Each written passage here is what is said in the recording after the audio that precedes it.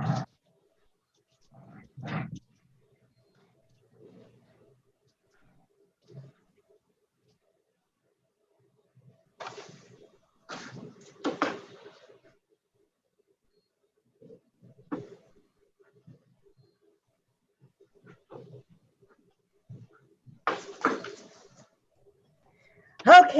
good evening, everyone. Happy holidays. This is Dr. Michelle Gamble, and we have phenomenal guests with us here today. Ritu Chopra and Dr. Tiffany Noel Brown. I just love Tiffany's name, Noel, just like the holiday, right? She's just in sync with the holidays. In any case, we are here because we understand that the holidays are not merry and joyous for all of us initially. And we want to share with you some tips and some insights that can help you to thrive through the holidays in the face of loss and loneliness. So, without further ado, I'm going to go around and have each of us just speak into number one, what are some of the things that you have observed that people go through at this time that prevent them from being able to be filled with the feeling of joy and elation and family and community that is so key to living life.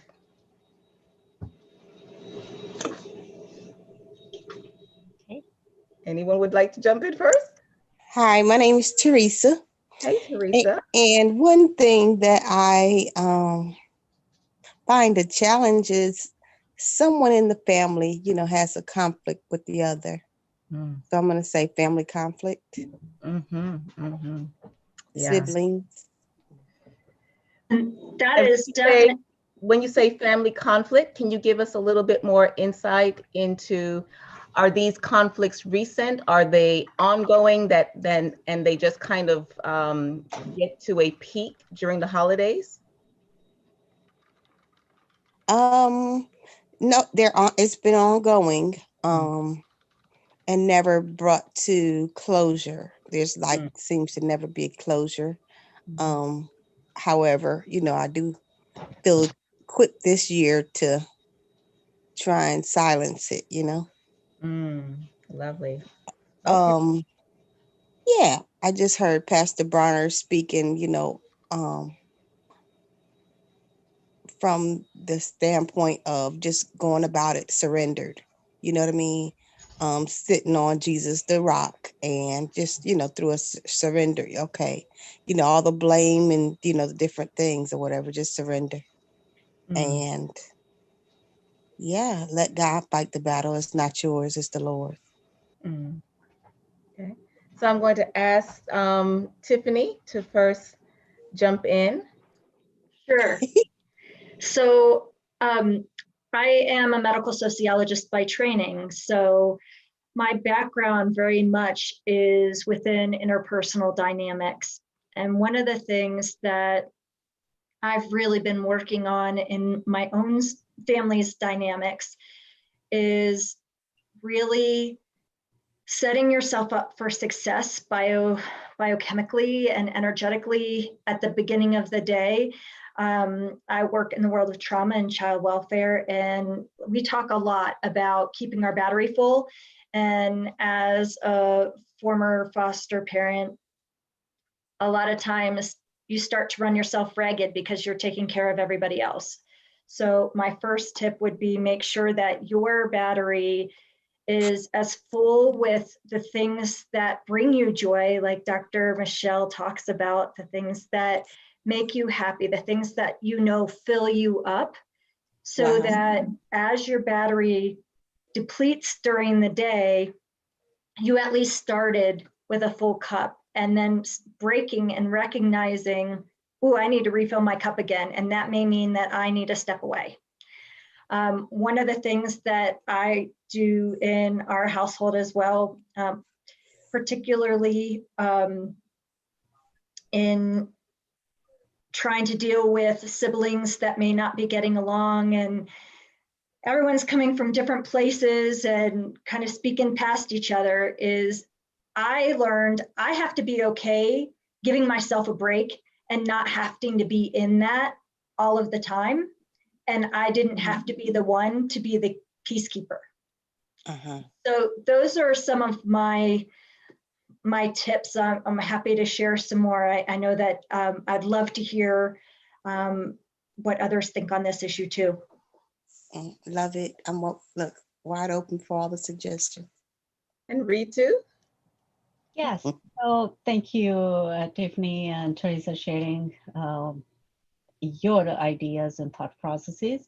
So, Tiffany, I do not have a medical background like Dr. Michelle and yourself. So, by profession as a technologist, but I have gone through a lot of trainings for trauma-based communication and trauma-based care. And I am personally a practitioner of mindfulness and have learned various type of meditation and stillness, etc. So I am going to talk about a little bit about loneliness and celebrations in life from a different angle. And I find that loneliness sometimes is more powerful than being in a crowded environment. In the moments of the loneliness, at its best, it would provide an opportunity for introspection. And it's the time to go inward, seek answers, be one with yourself, and feel at peace. And it may not be the case always, and it may not be the case for some people who become very frightened being alone because as the feelings of isolation or loneliness can trigger some type of memories. I understand that. Or the loved one who may have recently passed away and it's just like too fresh on them. So I'm looking at the both sides of the loneliness. And just to kind of step away, a step uh, ahead on the celebration. So we are going through a season of celebrations. If you look at cultures across the globe, many cultures have a lot of their celebration towards the last quarter of the year. Major festivals.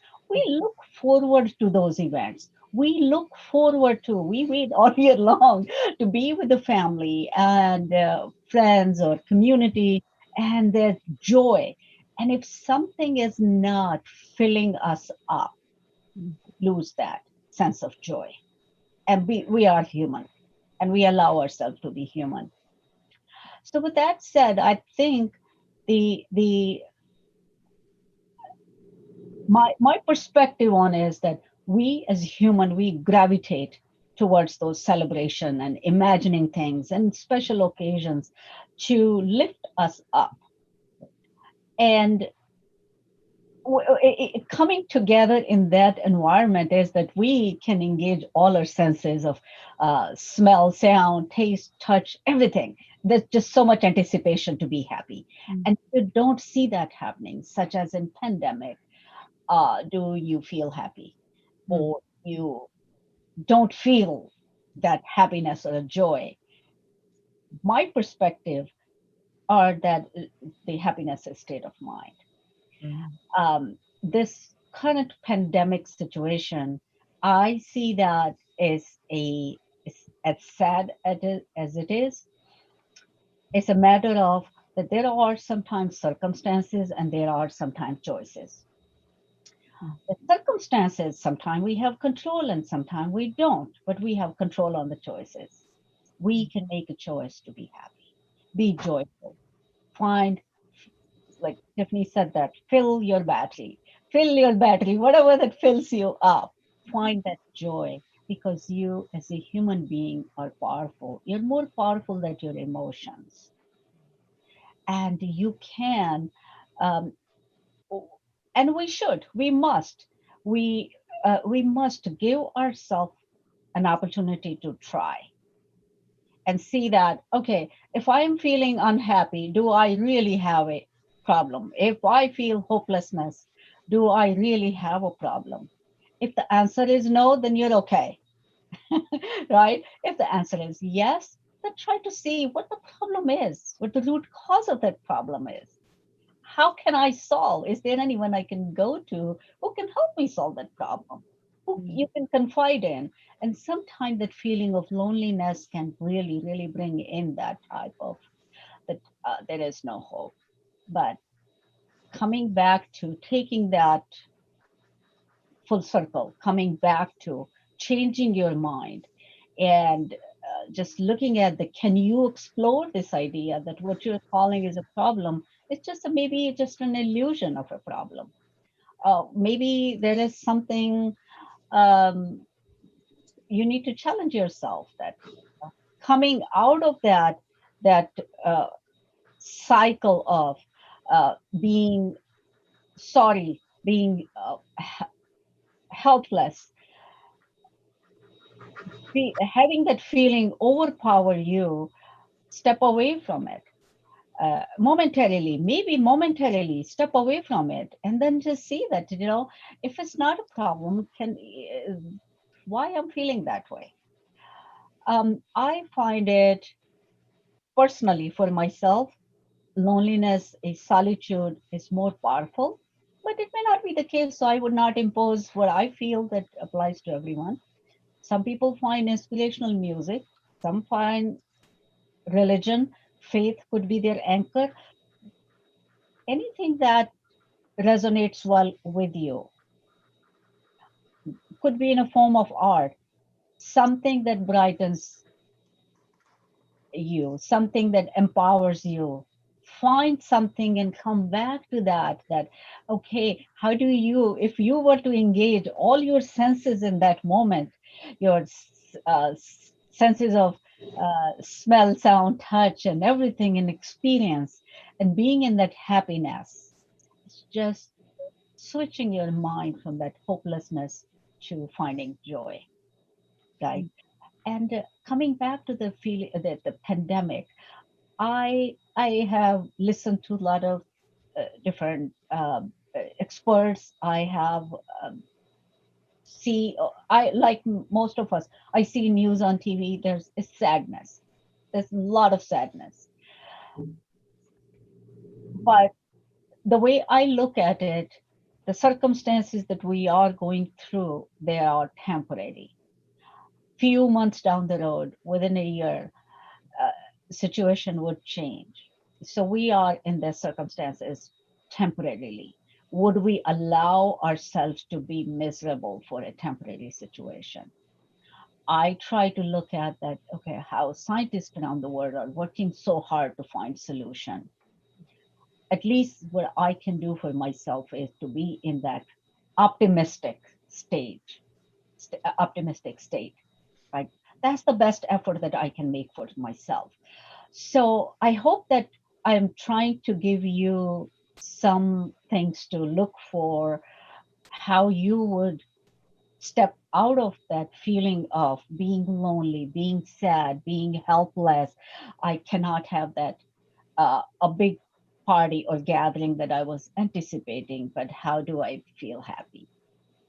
So I think if we become a little bit creative, give ourselves credit for being creative, we can find ways to be happy. Thank you. I'd love to piggyback on that. Just ping pong. Just one more suggestion is. Go ahead, Dr. Michelle. I was going to say is one of the things that I've really been working on a framework is shifting the framework and creating a new tradition that can replace some of, or not completely replace, but in that moment, replace some of that loneliness, sadness. And because of what's going on in our world right now, it actually gives us an opportunity that we normally wouldn't have to really change our traditions, to do things that are going to feed our soul. I like those. I came up with the suggestions of like making cakes to, each of us making cakes together with my mom, or jewelry making, Perfect. Yeah. I think I'm looking at jewelry behind you. Yeah, and jewelry is so powerful because jewelry actually carries energy, depending on the various metals and stones that you utilize. What I would like to speak into for a moment is looking at the challenges of loss and loneliness from two different vantage points. The first vantage point is one of prevention. How do we prevent ourselves from slipping into an abyss of despair and sadness and depression? And I would like to refer to something that Dr. Amen from the Amen Clinic talks about, which is the HALT method, which is to ensure that you don't allow yourself to get too hungry, too angry, too lonely, or too tired. So it's HALT, HALT. Do not allow yourself to get too hungry, too angry, too lonely, or too tired. So one of the reasons why we don't allow ourselves to get too hungry is because when that happens, our blood glucose levels drop significantly.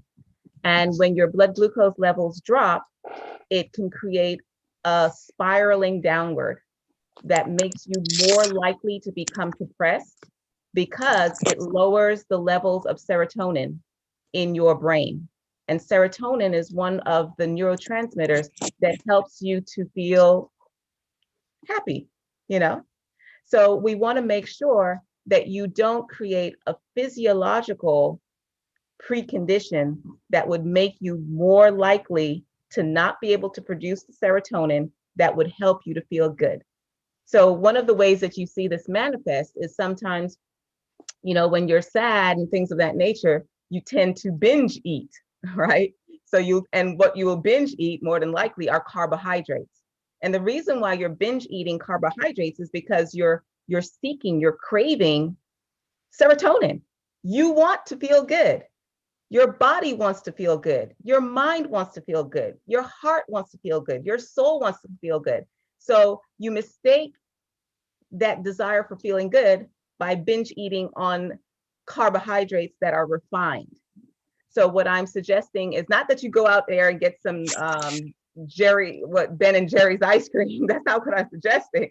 What I'm suggesting is to ensure that you're eating wholesome meals with whole foods, complex carbohydrates, good healthy fats, good lean proteins, so that you don't allow your blood glucose level and your energy levels to dip that would cause that spiraling downward. So that's the hungry section.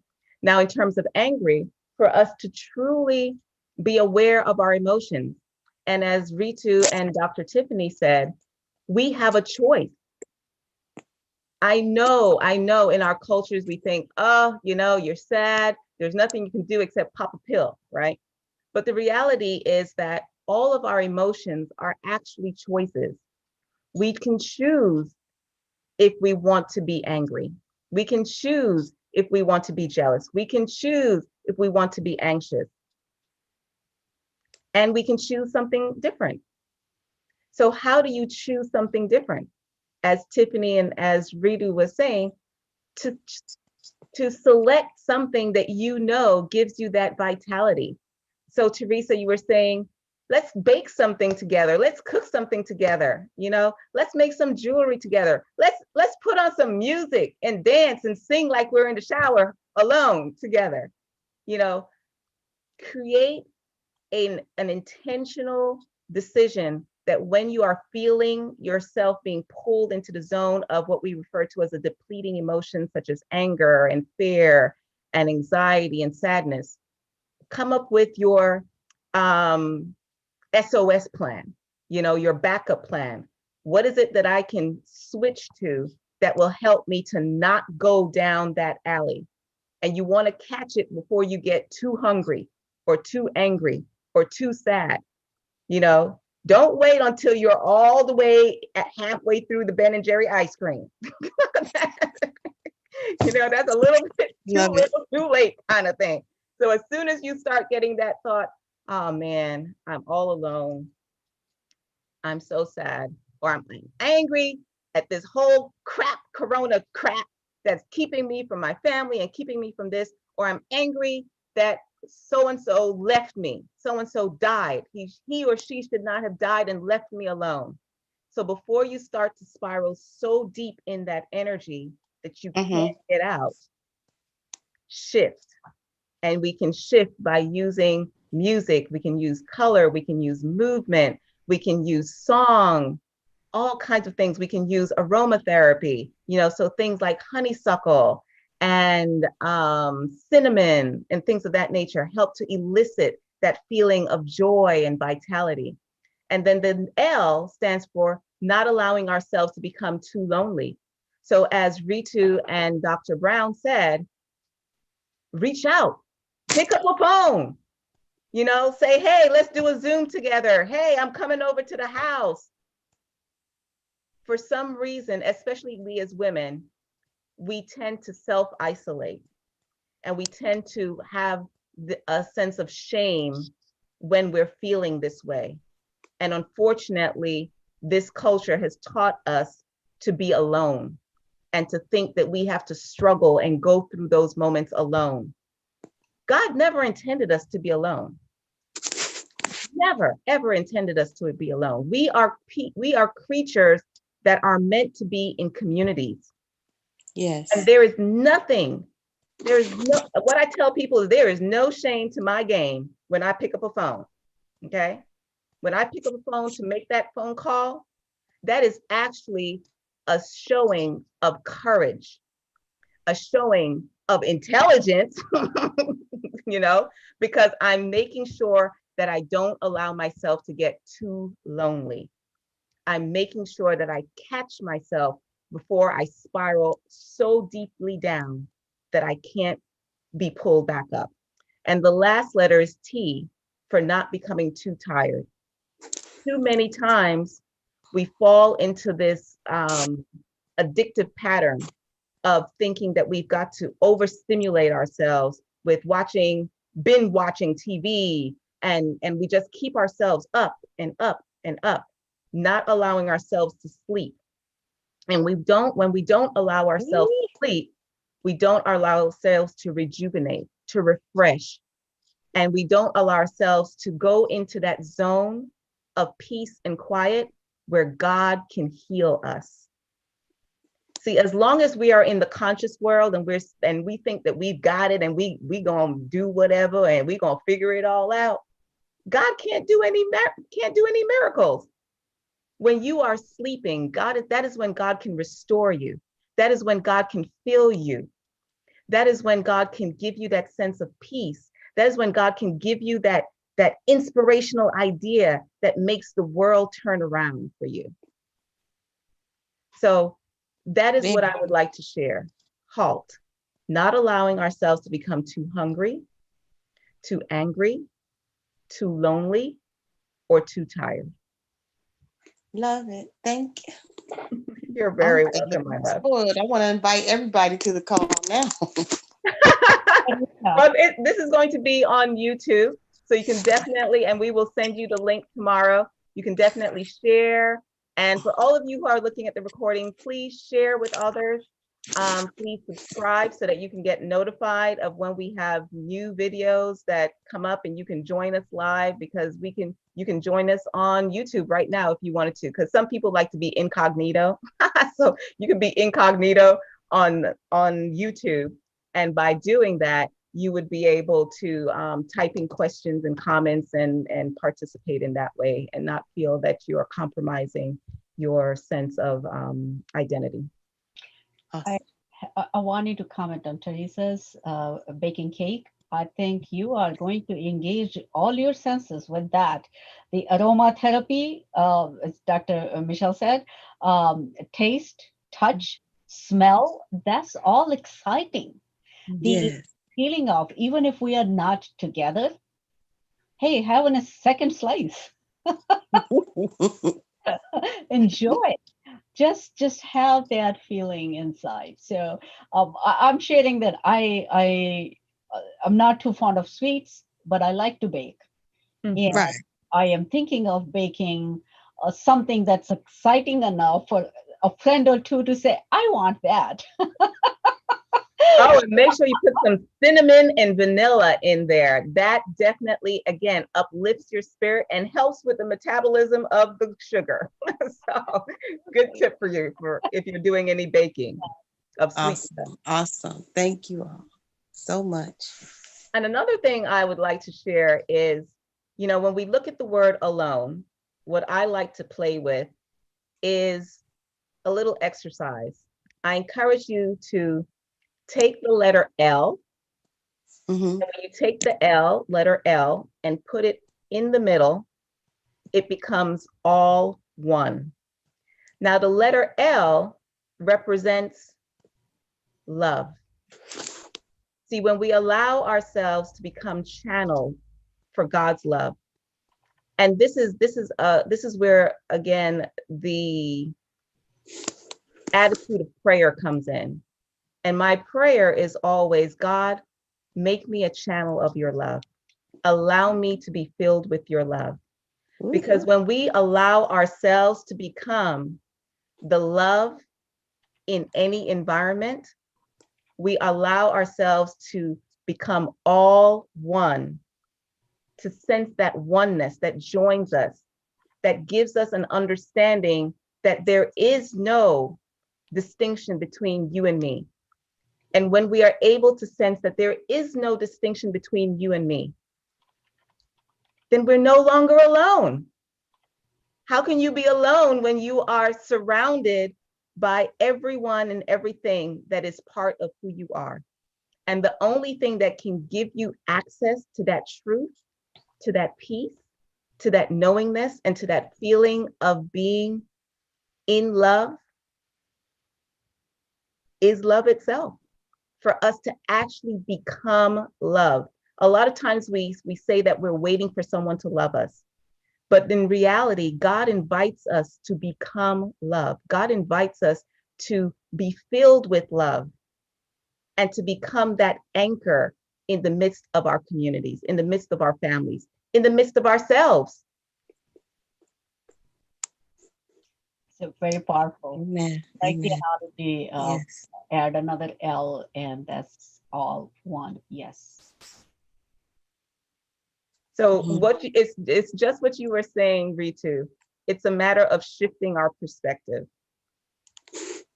Alone can be the most phenomenal, miraculous blessing that has ever occurred to you, because it gives you an opportunity to put that L in, to become love, and to now truly be in alignment with the reality that you are never, ever alone.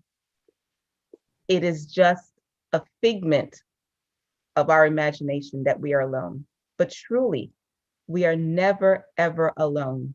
And love is what helps us to get access to that truth, that we are always one.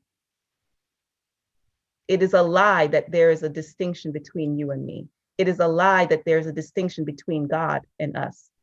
We are all one.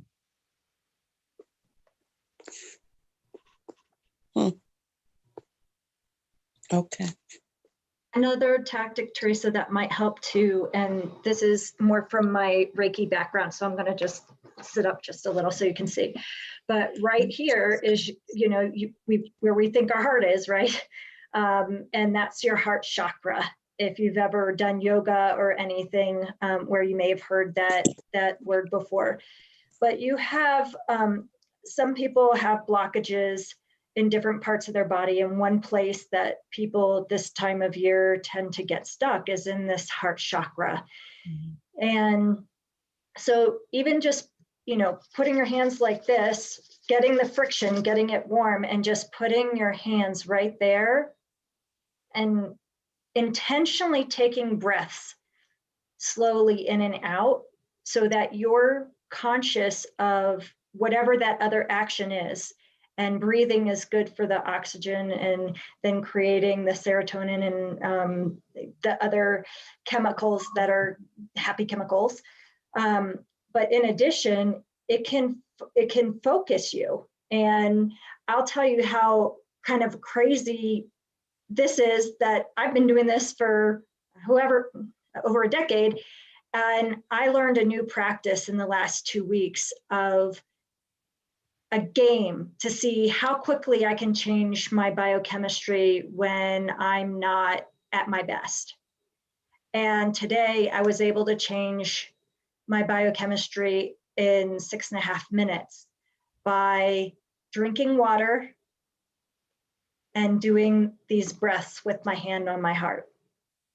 And it was that, it doesn't seem like it'd be that quick, but try that game yourself and see how quickly you can change that, that state.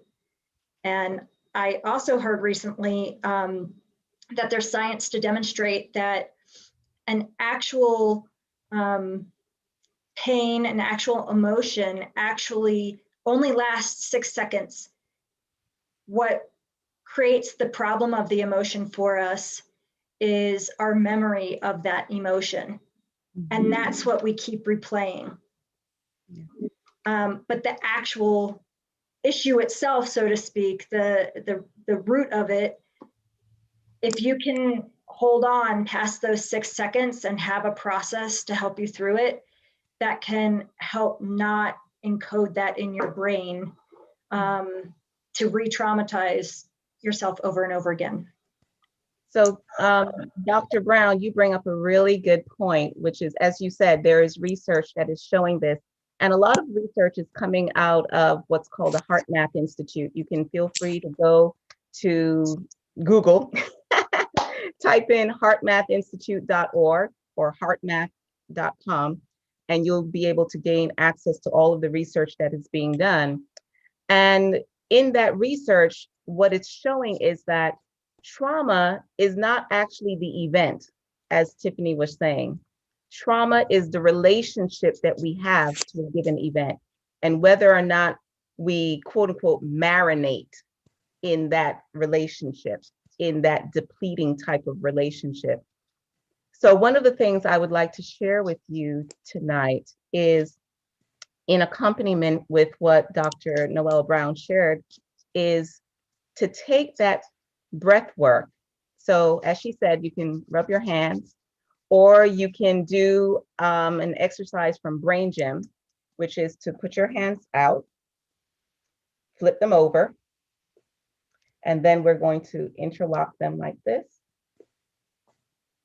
and then bring them into the heart center. Now, what that does is that it helps us to literally integrate the left and the right hemispheres of the brain and to bring that focus into the heart center. Now, as we do that, we're going to take a 4-4 breath. We're going to breathe in deeply for 4 counts, and we're going to breathe out completely for 4 counts. And we're going to breathe into the heart center, into the heart chakra, as Dr. Noelle Brown said. And if you are safe and comfortable in doing so, you can feel free in closing your eyes to help to move your attention to your heart center with more ease. So we're going to breathe in, 2, 3, 4, out, 2, 3, 4. Breathing in, 2, 3, 4, out, 2, 3, 4. Breathing in, into the heart, and breathing out.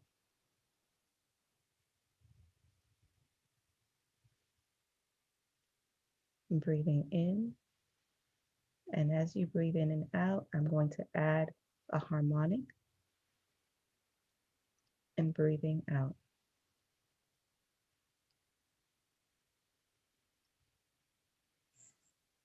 Breathing in,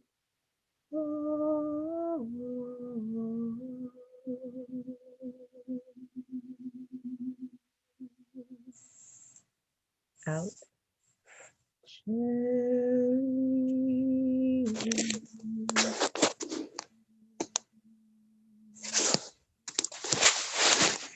breathing in,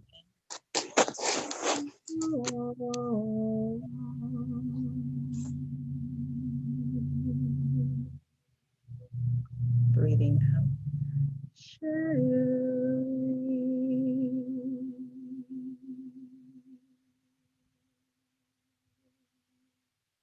breathing in.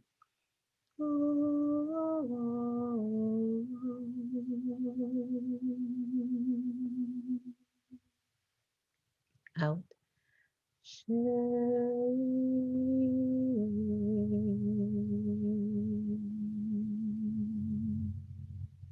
Breathing in.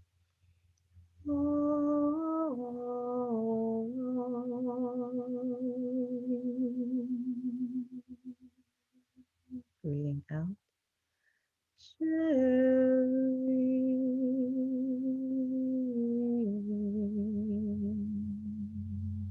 Breathing in.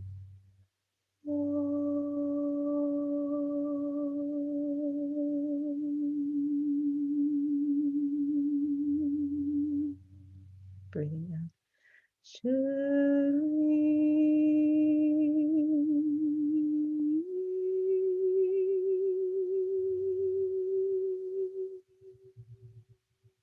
Breathing in.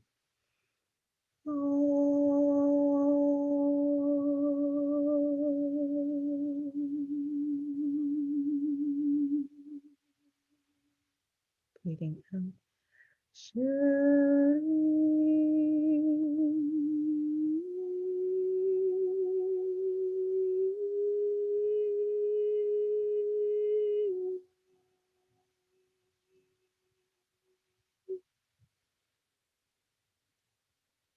Breathing in.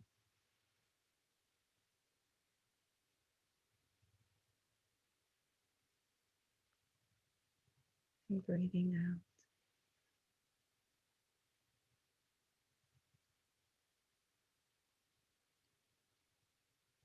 Breathing in a sense of gratitude and love. And breathing out, thank you, thank you, thank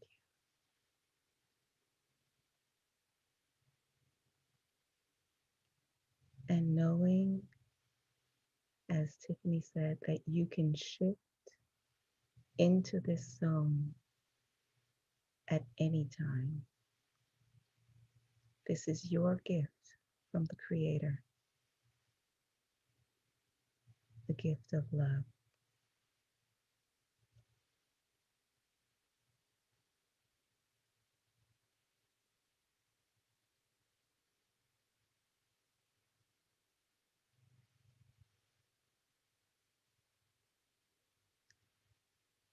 And as we come back into the present,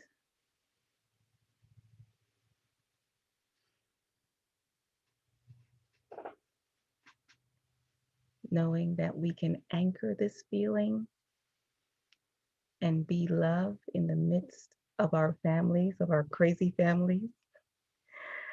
And in truth, we can share this love with them, even though they may not know it. But it is a beautiful gift that you have the ability to give at any time, in any place, whenever you are moved to do so.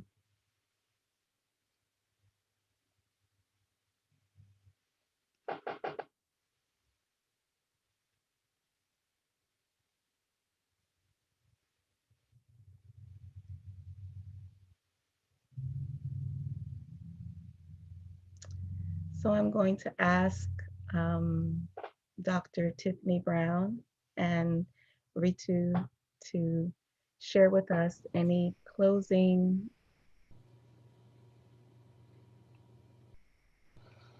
I can go. Um, I can go. And next is that. So as New Year is about to be here, and we start filling our calendars for the next year, etc. So the future dates. When you look at the future dates, make a commitment that you don't bring in the past memories that are hurtful into your future. Leave some space for creativity to set in. and take the lessons of the past and unlearn no longer serving the present. In doing so, you celebrate time. When you allow to celebrate the time, time celebrates you. There's so much power in that. Beautiful, beautiful. Dr. Tiffany? The advice that I would add is really thinking between now and whatever point in time that day is that you are concerned about, and build your toolbox now. Like, start noticing what things really make you happy, what helps you to be energized, and really see it as your toolbox. It's your personal toolbox. It's not going to be the same as anyone else's toolbox.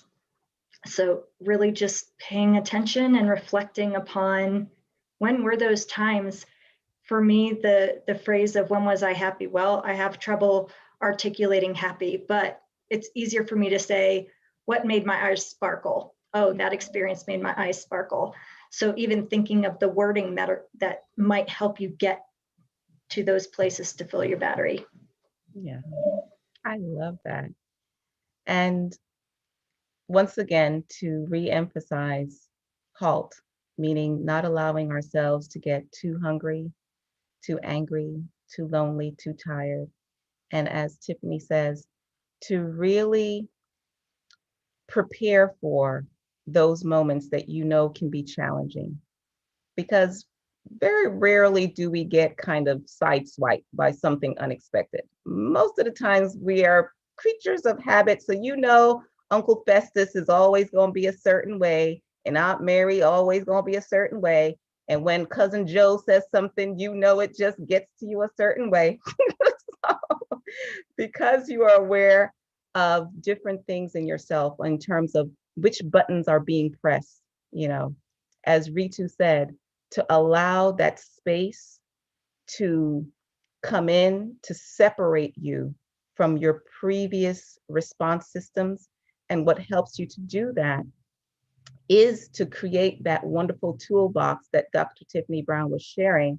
And some of the things that you can put into those toolbox are those breathing practices like what we shared today, and the healing harmonics, or any other type of meditative music that in that moment when Uncle Festus is doing something and Cousin Brown is doing something, you create that zone for yourself. You create that beautiful pod of peace and love within yourself, because they don't know what you're doing. It's like when I was pregnant and the doctor was like, oh, you can do your Kegel exercises anywhere, ladies, you know, to make sure you strengthen those muscles down below. Well, it's the same thing with this. You can be doing your breathing, you can be doing this meditative reflection in the midst of the craziness, okay? And if you would like, on our website, sankofahealing.com, under resources tab, you'll see Healing Harmonics that gives you access to the entire album of different harmonics that tap into the various centers that are based on the fruit of the spirit: peace, love, joy, humility, temperance, goodness, kindness, faith, and all of those things. So I thank all of you for joining us today for this beautiful session of being together to create that flag in the ground, to affirm that we are going to thrive through the holidays in the face of loss, in the face of previous perceptions of loneliness. And we are going to come out filled with joy. So I thank you for being here with us tonight. And for those of you who registered for the webinar, we will be sure to send you an email tomorrow with different resources from Ritu and Dr. Tiffany and myself to help you to continue to be the love and to be the joy throughout this beautiful holiday. May you be blessed, may you be prosperous, and Happy New Year. Thank you so much. Looking forward to it. Okay then. Happy Bye. holidays to all of you. Happy holidays.